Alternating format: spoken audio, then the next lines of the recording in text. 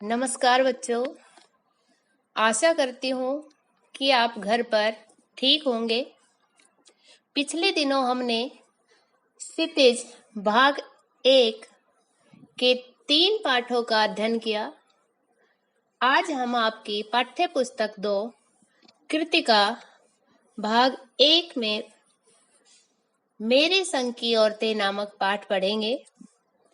मेरे संग की औरतें, इसकी लेखिका है मृदुला गर्ग। मृदुला गर्ग हिंदी साहित्य में एक जाना पहचाना नाम है और आज हिंदी के जो भी साहित्य समारोह होते हैं उनमें उन्हें देखा जा सकता है। यह पाठ एक संस्मरण शैली है। इसमें लेखिका ने अपने परिवार की औरतों के व्यक्तित्व और स्वभाव पर प्रकाश डाला है। तो आइए आप सभी इसे ध्यान से सुनिए। लेखिका बताती है कि उन्होंने अपनी नानी के व्यक्तित्व के बारे में बहुत कुछ सुना ही था, क्योंकि लेखिका की नानी लेखिका के जन्म से पूर्व ही संसार से जा चुकी थी। नानी की कहानियां लेखिका नहीं सुन सकी, परंतु लेखिका लोगों के लिए कहानियां लिखती है। लेखिका अपनी नानी के बारे में जो समझ सकी थी वह इस प्रकार था कि लेखिका की नानी एक परंपरावादी, अनपढ़ और पर्दानशी महिला थी। उनका विवाह एक ऐसे व्यक्ति से हुआ जो विलायती संस्कृति यानी अंग्रेजी संस्कृति से बहुत अधिक प्रभावित थे। उनके पति यानी लेखिका के जो नाना जी हैं, वो कैम्ब्रिज विश्वविद्यालय से बैरिस्ट्री पढ़कर आए थे और अंग्रेजी रहन सहन के अनुसार जिंदगी जीने लगे, परंतु नानी पर इसका कोई असर नहीं हुआ और न ही उन्होंने नाना के रहन सहन के बारे में कोई सोच विचार किया। वे अपने तरीके से जीवन जीती रही। नानी ने मौत को करीब पाकर अपने पति से कहकर उनके प्रिय मित्र प्यारेलाल शर्मा को अपने घर बुलवाया। उनके पति ने भी इस कार्य में विलंब नहीं किया, विलंब यानी देरी नहीं की। नानी ने प्यारेलाल शर्मा जी से कहा कि वह कोई स्वतंत्रता संग्राम सेनानी तलाश कर उनकी पुत्री का विवाह उससे करवा दे। वे नहीं चाहती थी कि उनकी बेटी का पति कोई अंग्रेजों का आज्ञाकारी व्यक्ति हो। इससे पता चलता है कि लेखिका की नानी को देश की आजादी कितनी प्रिय थी। अंग्रेजों के अनुसार चलकर ऐश्वर्यपूर्ण जीवन बिताने की अपेक्षा देश की स्वतंत्रता के लिए लड़कर कष्ट और अभाव का जीवन बिताना उनके लिए गौरवपूर्ण था। अब हम बात करते हैं लेखिका की माँ के बारे में। लेखिका की माँ बहुत ही दुबली पतली व नाजुक थी। उनका विवाह आजादी की लड़ाई में भाग लेने वाले एक व्यक्ति से हुआ।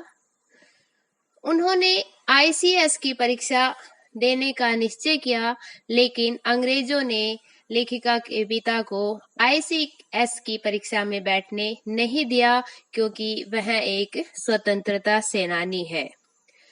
नानी को खादी की साड़ी पहननी पड़ती थी, जो उनसे मुश्किल से संभल पाती थी, लेकिन वह खुले विचारों की महिला थी। साहबी खानदान के कारण परिवार के लोग भी उनसे बहुत प्रभावित थे। वे निष्पक्ष तथा गैर दुनियादार भी थी। उन्हें दुनियादारी से कोई मतलब नहीं था, इसलिए घर का कोई सदस्य उनसे कामकाज की उम्मीद नहीं करता था। हाँ, जरूरी मामलों में उनकी सलाह अवश्य ली जाती थी। लेखिका ने अपनी माँ को भारतीय माँ जैसा नहीं पाया, क्योंकि वे बच्चों के खान पान में भी अधिक रुचि नहीं लेती थी। उन्हें सिर्फ किताबें पढ़ने और संगीत सुनने का बहुत शौक था। उनके व्यक्तित्व की दो ऐसी विशेषताएं थी जिसके कारण अन्य लोगों पर उनका अत्यधिक प्रभाव था।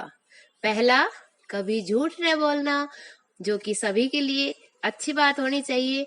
और दूसरा, एक की गोपनीय बात को दूसरे पर प्रकट नहीं करना, कि कोई भी उसे अपनी गोपनीय बात बता देता था तो वह किसी दूसरे के सामने उस बात को नहीं कहती थी। वे अपने बच्चों के साथ दोस्त की तरह रहा करती थी। मातृत्व की कमी उनके पिताजी पूरी कर दिया करते थे। ये उनकी माँ के बारे में बताया उन्होंने। अब बात आती है लेखिका के परदादी के बारे में।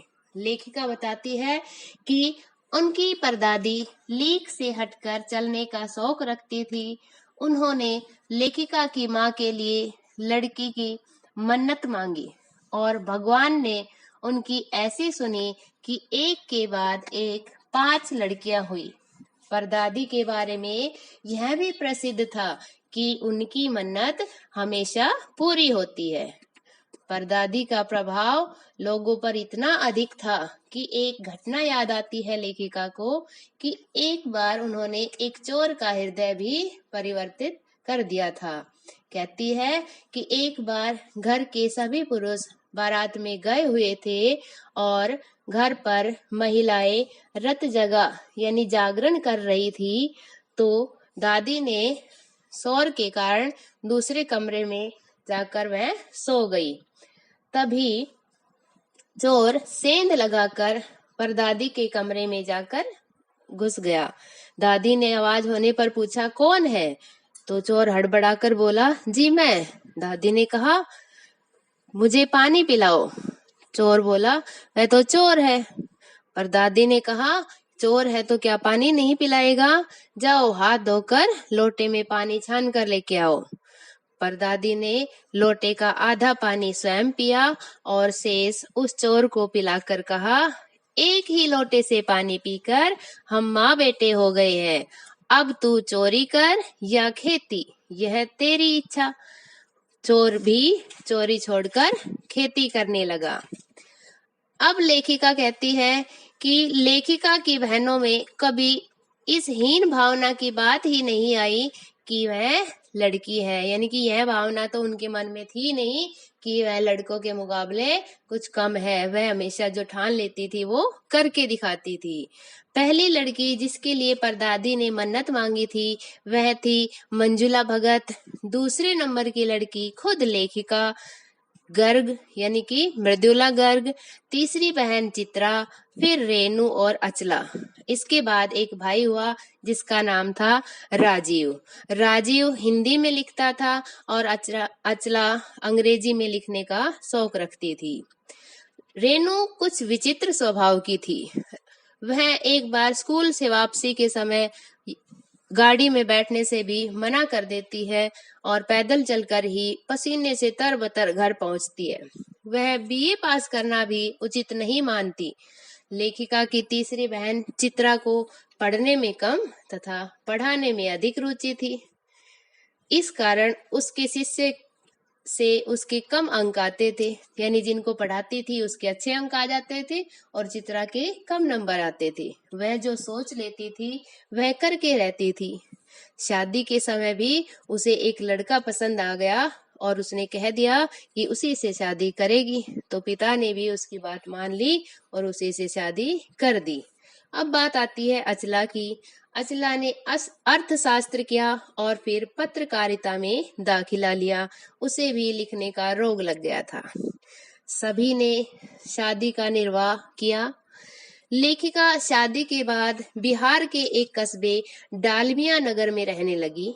वहीं पर वहां की औरतों के साथ उन्होंने कई नाटक किए। इसके बाद मैसूर राज्य के कस्बे बागलकोट में आकर रहने लगी। वहां लेखिका ने अपने बलबूते पर प्राइमरी स्कूल खोला। क्योंकि वहां पर कोई स्कूल नहीं था और उसके बच्चे अब पढ़ने लायक हो गए थे, तो लेखिका ने वहां के बड़े लोगों से कहा कि यहाँ स्कूल की व्यवस्था करे, तो उन्होंने मना कर दिया। इसके बाद लेखिका ने अनेक प्रयास किए और जैसे तैसे करके उसने स्वयं ही एक प्राइमरी स्कूल खोल दिया और क्या कहती है आगे चलकर कि उस स्कूल में लेखिका के बच्चों के साथ साथ अन्य अफसरों के बच्चों ने भी पढ़ाई की।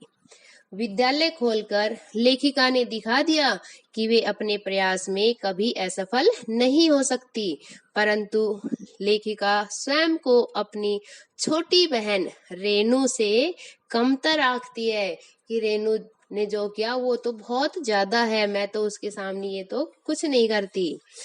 एक बार की घटना का स्मरण करते हुए लेखिका श्रीमती मृदुला गर्ग लिखती है कि दिल्ली में 1950 के अंतिम दौर में 9 इंच तेज बारिश हुई, चारों तरफ पानी भर गया, यातायात ठप हो गया। रेणु की स्कूल बस नहीं आई थी। सभी ने रेणु से कहा कि इतनी तेज बारिश हो रही है और स्कूल बंद होगा, किंतु वह नहीं मानी और अपनी धुन की पक्की वह 2 मील पैदल चलकर ही स्कूल गई। स्कूल बंद होने के कारण वह फिर से वापस पैदल चलकर ही लौटी। लेखिका मानती है कि अपनी धुन में मंजिल की ओर चलते जाने का और अकेलेपन का मजा ही कुछ और होता है। अतः लेखिका कहती है कि हम किसी भी चीज को पाने की कोशिश करें या उसके लिए मेहनत करें तो उसे अवश्य ही प्राप्त कर लेते हैं। ठीक है बच्चों, धन्यवाद।